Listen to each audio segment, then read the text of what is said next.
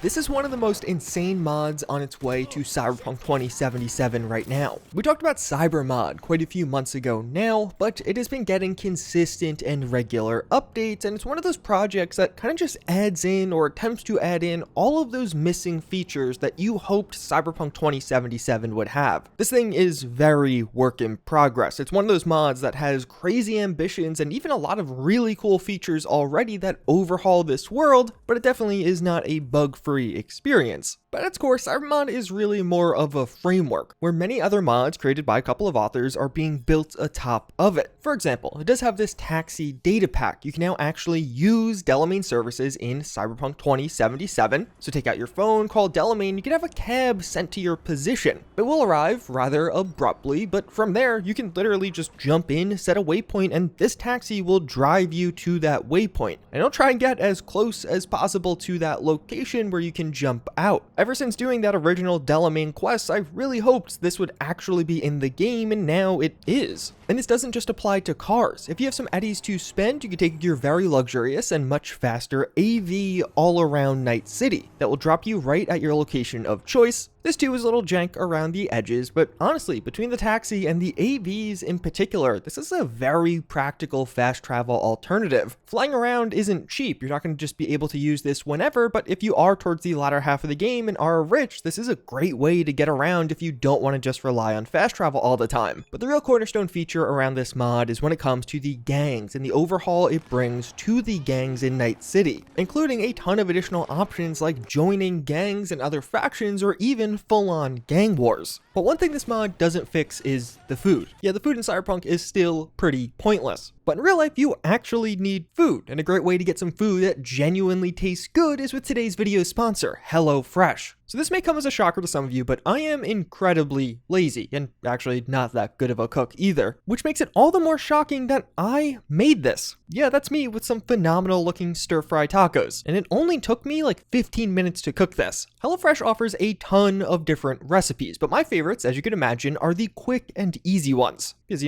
I'm lazy. And these are genuinely quite foolproof. They have very easy to follow instructions, because if they didn't, I would have screwed up, and will send you pre-portioned ingredients so you don't have to do a bunch of prep work before you actually get to cooking. They took care of that. And if you're trying to get that summer bod going, they even offer fit and wholesome recipes with options for upgrading proteins each week. For me, HelloFresh has completely changed my relationship with food and just taken the stress out of trying to figure out what's for dinner. And hey, if you want some free food, you could use my link or go to HelloFresh.com and use the code POGJUICEJUNE16 for up to 16 free meals and 3 surprise gifts across 6 HelloFresh boxes plus free shipping. And once you click, my description will actually live update to count the purchases. Thanks again to HelloFresh for sponsoring this video, and for being my lunch today, because that's also pretty cool. Looking back at CyberMod, some of the recent updates have given the gangs of Night City a much larger presence and a lot more interactions. Each district is controlled by gangs. This is a thing in the base game, but this mod will add in hundreds of additional gang members all across Night City to make it actually feel like these gangs are in control here. As you're driving around now, you will see their presence. You will feel this all throughout the game, and it'll even take things a bit further. You'll find quite a bit of additional and more scenes of enemies fighting each other, one gang against another, or even, depending on the time of day or that interaction, you could find NCPD or MaxTac getting involved in these conflicts. And you don't just have to be a passive viewer of all of this. You can actually jump in, get involved, and help one side or the other, and this will affect your overall affinity with that faction, which does have an impact here, but we'll get more on that in a moment. And overall, this comes together to make the city feel more alive. You'll just have more happening as you're driving around Night City, and it does genuinely feel like at points this city has kind of lost itself. Like there is chaos and craziness all over, which is how it's described, but a lot of times you don't actually see it too often. You now have the ability to join the various factions or gangs in Night City. This is done with a bit of a pop-up at the local gang fixer, and this will immediately give you some gang-related clothing as well as a choice at a few cadet companions. But also, of course, boost your affinity with that gang and reduce your affinity with other gangs that are enemies to them. And there's a separate data pack that will integrate with this with Missions of Night City, where now you'll be able to do custom and unique jobs for all of the various factions in Cyberpunk 2077. Basically, you go up to the fixer, open your journal, and you'll find several additional things you can tackle or attempt to do. This largely being things like clearing out a bunch of enemies, taking out a hit, or even an escort mission, but successfully doing these will boost your affinity and just overall gives you more things to do for these factions. It makes it feel like these factions are a larger part of this world, not just general death fodder you encounter from time to time. And it's not just the factions you know. This mod actually adds in several additional fixers so you can gain affinity with things like Trauma Team or some of the other corps like the Kang Tao. Which, speaking of, as you're doing this, as you're living in Night City now and raising or lowering your affinity with the various factions, there are some consequences. If your affinity falls too low, bounty hunters will be dispatched against you. And you can think about this in two ways. On one hand, if you enter into the Maelstrom territory, which is much more clearly divided, you can actually see that on your screen with the HUD now, one of the Maelstrom members might notice you if you're driving around here for too long, and thus there will actually be a response. You'll have a hit team come after you as you're driving around the territory, and it's actually pretty likely if you have a very low affinity. And this at points can be a fairly powerful force where you could either try and run away or just fight them and continue exploring around there. But if a faction hates you enough, they may just decide to place a hit on you in general, in which case you'll have bounty hunters hunting you down regardless of where you are, even outside of their mainly controlled territory. This data pack is intended to keep you kind of looking over your shoulder as you play Cyberpunk and are exploring Night City. A lot of times if you're just driving in your car, there's really no threat to you unless you have this installed, and does create a fun dynamic,